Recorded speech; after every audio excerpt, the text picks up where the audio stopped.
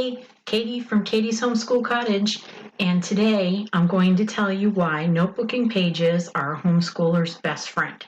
So we're going to be going over 3 reasons why you should be notebooking and using notebooking pages in your homeschool.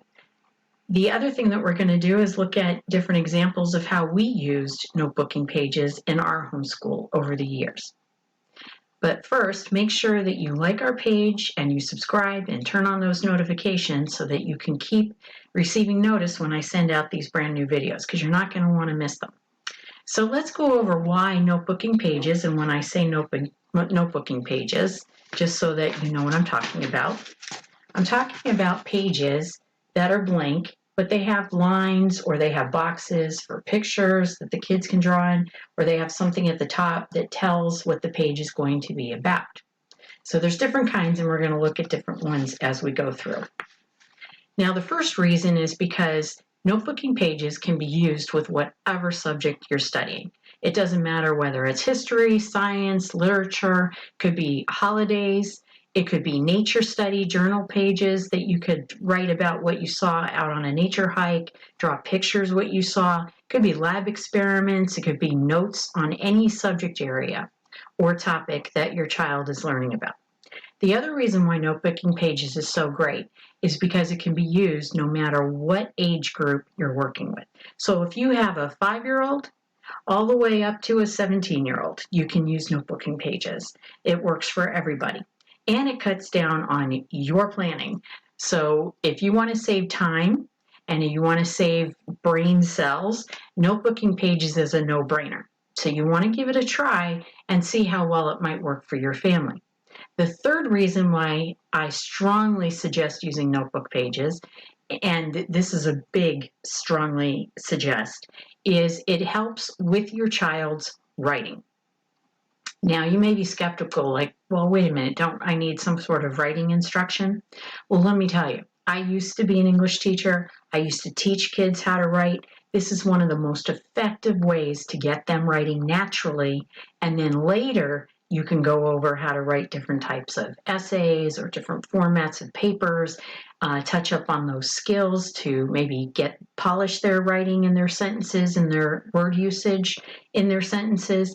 But to get them writing and to get them over that deer stuck in headlights look, when they look at a blank piece of paper and they don't know what to write about, they don't know how to start, notebooking pages is great at getting them to first have a subject that they're going to write about, and it's something that they don't even have to think about, and I'll tell you why in a minute. And second, it gets them going, writing down something on the paper right away. That is the biggest hesitation that I saw for over 30 years in teaching, that a child would usually ask, well, what am I supposed to write about? How do I get started? That's the biggest hurdle. Once you get them started, you've won the game. Now, I'll explain to you how we did that and how easy it can be to get started.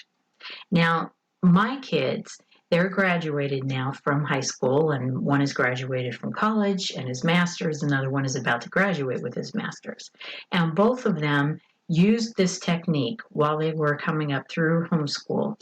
And by the time they reached high school, then they were ready for me to go over how to write a proper analytical essay, a proper persuasive essay, a proper informative essay or expository essay. But until then, they used notebooking pages, and they were able to find their natural writing ability or natural voice. Just like talking, they were putting down words that they were speaking onto a piece of paper, and that is the most natural way to start writing. They both excelled in writing. One even skipped freshman English because he did such a great job in writing his papers. He was able to skip that, get credit for it from the university, and move on and not even have to take a class. So to get started, let's look at first history. What did we do with history? Well, to give you an example, here's a notebooking page that I had found and I printed off, and it's about early civilizations. And my son decided that he was going to write about Phoenicians. And what we did was we read either a short book or we would read a chapter together about a certain topic. Then they would do, and this is where the Charlotte Mason, if you've ever heard of Charlotte Mason, comes in. I kind of did my own style of Charlotte Mason, but I would have them retell the story or the chapter that we just read aloud together. Now, those are important skills, and they're important pre-writing skills and thinking skills that you want to develop in your child.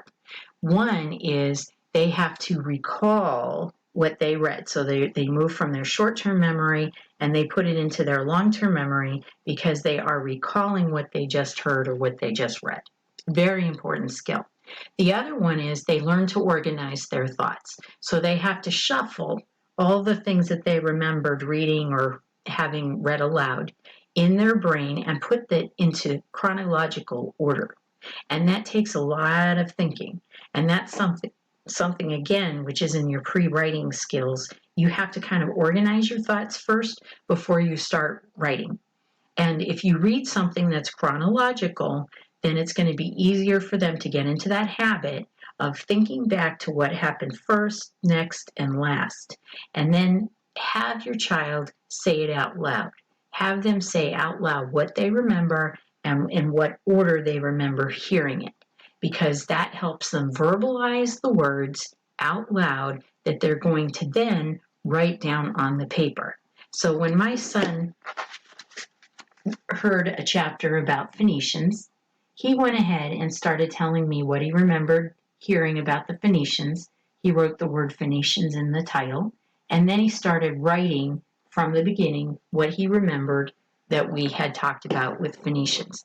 Then when my kids were done, I would usually let them, if there was a space at the top of the paper or even a blank piece of paper, I would say, okay, now you can draw what you remember learning about the Phoenicians.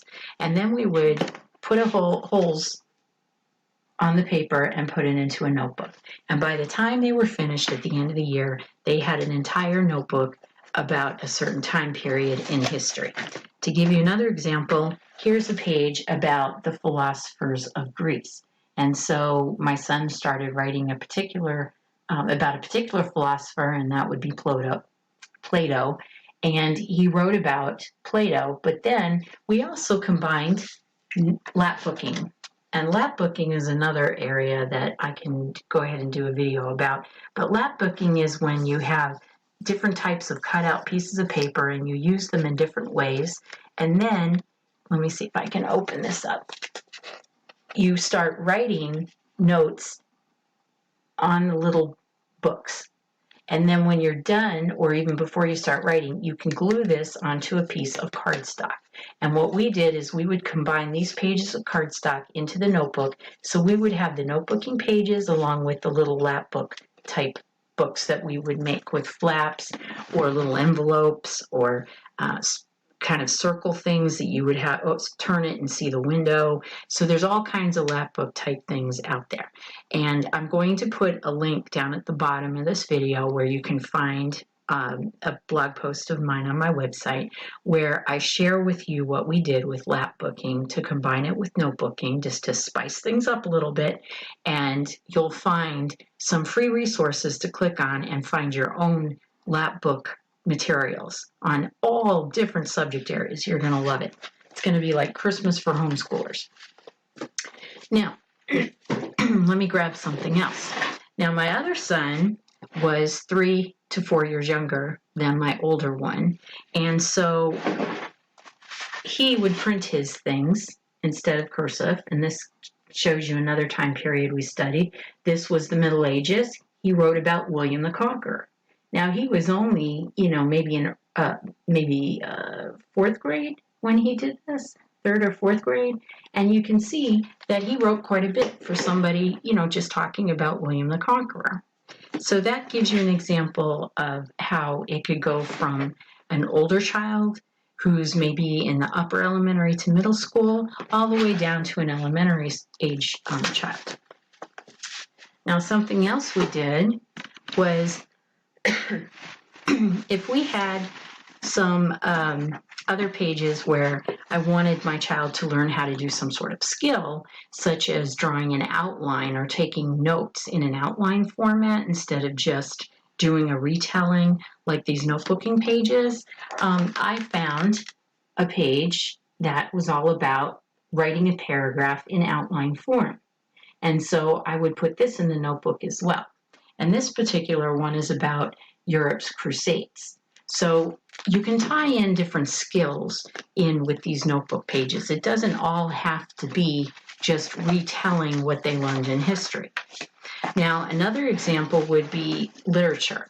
My son was reading Lord of the Rings, and this looks a little messy with his writing and coloring, but he decided to write about Lord of the Rings and what he read. So a retelling, or maybe a book report, or maybe his thoughts about the story, that would be another thing that you could do with notebooking pages. It doesn't just have to be retelling history. This is another example of how we combined lapbooking, and this was about knights and also about our family crest. So we did some research about our family crest, and you can see this is one of those little lapbook elements where you can spin the wheel and look at some information. We cut out some paragraphs about what we found about our family history, and we did a map about where our family was, and we also did some notebooking pages along with that included, first we had the maps in the United States where our family settled, and then we drew a crest of one of our family names. We wrote about the family crests on both sides of their family and found pictures using our last name, and instead of drawing a picture in these boxes, we went ahead and glued a picture of our family crest and wrote about the meanings of our family crest. This was all tied in with the Middle Ages because our family had family crests over in Wales, and so we were able to track that back to the Middle Ages. And then he made his own crest. He just made one up, and we talked about how crests have a meaning to it, so he had to come up with a picture and then write about what his made-up crest meant. And then another example of a notebooking page that you can find would be maybe about, instead of just writing just information on a piece of paper, you can pretend that you're a reporter from the Middle Ages. And this is the World Press. And this is maybe a picture of what the newspaper page might be if you were a reporter talking about the bubonic plague and how it started with rats, and you are writing a page, the front page in the newspaper. So that's another use of the notebooking pages. Now, another example of something that we did, which was really fun, was, and I have an ABC book that you can make using materials that I've put together on my website. And again, I'll have the link down at the bottom of the page. But we did an ABC book about the Middle Ages. And we had a list of topics starting from A all the way to Z, multiple topics. And we went ahead and filled in all the way from A and through Z. And on the notebooking pages, we had the letters A and B, and then C and D, and so on. And they would write about, they would get to choose which topic pertained to the Middle Ages that started with A and B, and then they would write about it and then draw a picture. Now, this particular one, I thought these were nice pictures, was samurai and also tournaments. So my son decided he was going to write about the samurai and tournaments, and then drew a picture. And what we did when we finished is we illuminated the page. You can kind of see it's shiny, and we used kind of glittery pens and tried to illuminate it just like a monk might during the Middle Ages, where he would illuminate the borders of the page. And then we took, and I'm not sure if you can see it real well, but we took thread, there you go, that's a better picture. We took tapestry thread, and we bound our book pages together with this cover using a tapestry needle and tapestry thread, and sewed the book together like they would have back then. And then, of course, this is my younger son's book that he made, and again, he was printing and he printed about A and B, and this was the arms and armor of knights, and then B, this is the Battle of Bannockburn. And he wrote about the Battle of Bannockburn and Robert Bruce. So really the sky's the limit because your children have so much potential. It's just tapping into it in a certain way that they can find different or exciting.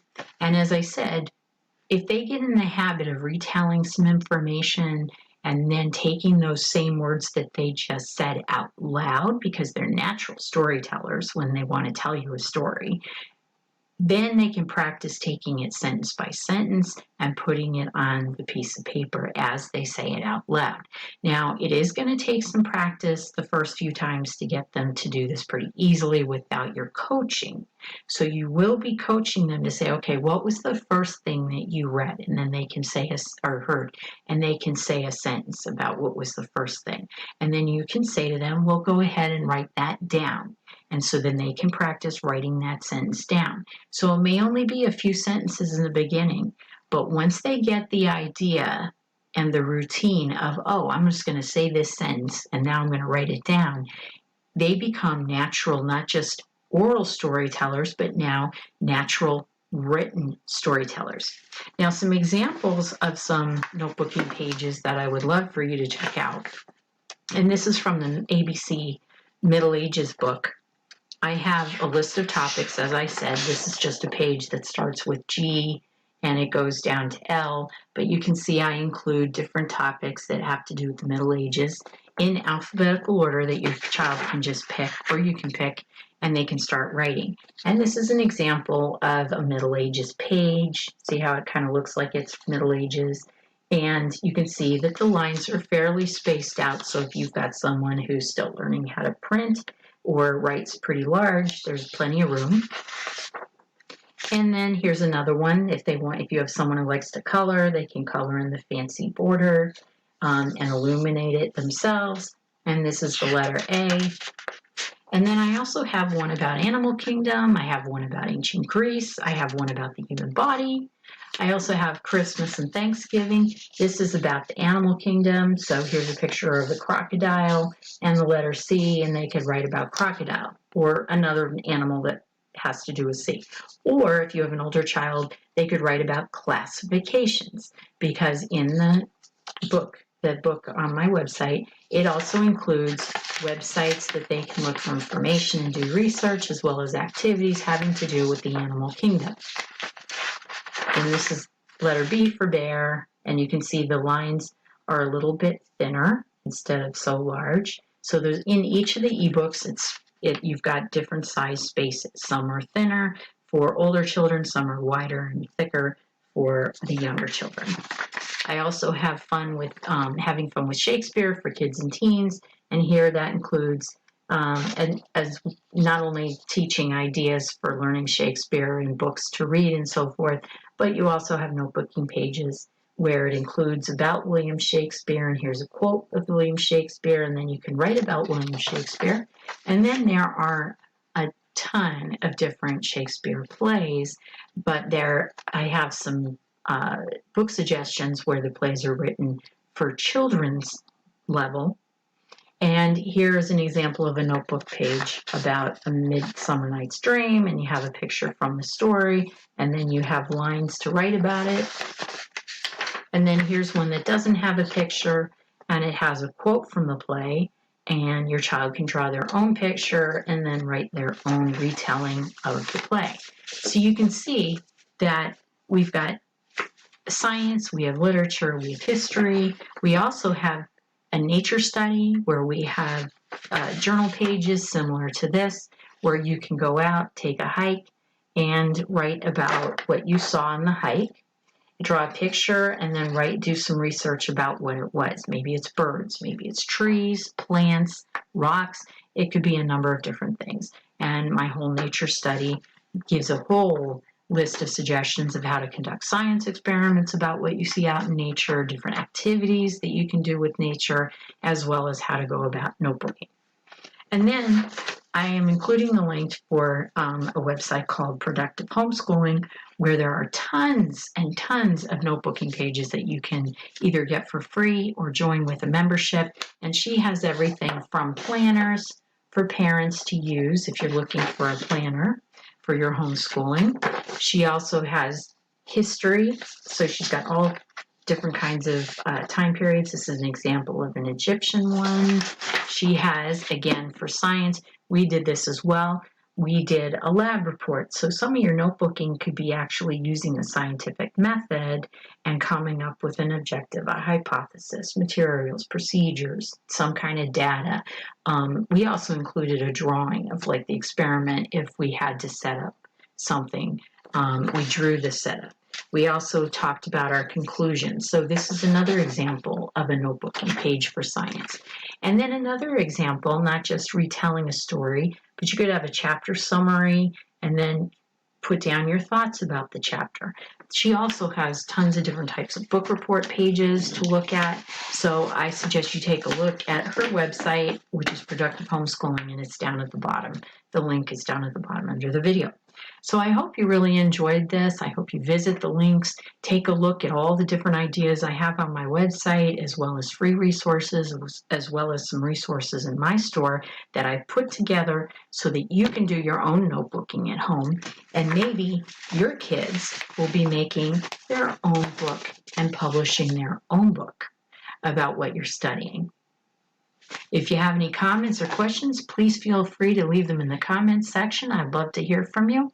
And have a great day until next time.